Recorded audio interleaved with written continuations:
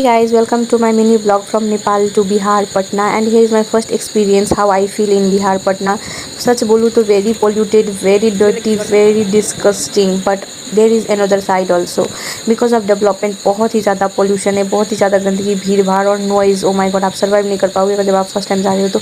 But I hope कि ये pollution अगर जब कम हो जाए तो इतना ज़्यादा डेवलपमेंट मेट्रो वगैरह सब बन रहा है तो ऑब्वियसली बहुत ही ज़्यादा अपॉर्चुनिटीज़ भी है. बट वहाँ पे मुझे जस्ट लेवर डिस्ट्रिक्ट लगा. To upgrade Bihar you have to like very work hard like Indian government, Bihar government. And हाँ, लोकल फूड बहुत अनहाइजीनिक था बट वहाँ का चाय मुझे अच्छा लगा. एंड अच्छा रेस्टोरेंट के लिए literally I crave for a good restaurant. And इतना ज़्यादा एक्सपेंसिव, लिटरली एक नॉर्मल बिरयानी का 400-300 लिटरली. और इतना ज़्यादा स्कैम हुआ, my god I can't even tell you.